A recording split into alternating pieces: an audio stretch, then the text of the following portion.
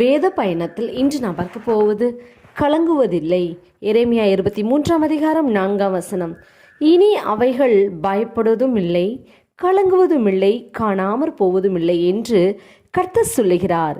நான் என் ஆடுகளில் மீதியா இருப்பவைகளை துரத்தியிருந்த எல்லா தேசங்களிலும் இருந்து சேர்த்து அவைகளை திரும்ப அவைகளின் தொழுவங்களுக்கு கொண்டு வருவேன்.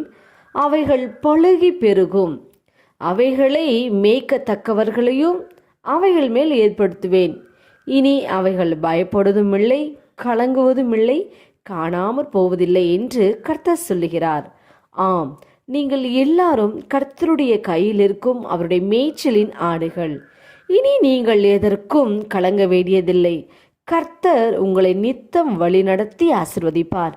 நாம் ஜெபிப்போம். அன்பின் பிதாவை கேட்ட வார்த்தையின்படியே நீர் எங்களுக்கு செய்வது கிருபைக்காய் ஸ்தோத்திரம். இயேசுவின் நாமத்தில் ஆமேன். கர்த்தர் தாமே இந்த வார்த்தையை கொண்டு உங்களை ஆசிர்வதிப்பாராக. ஆமேன்.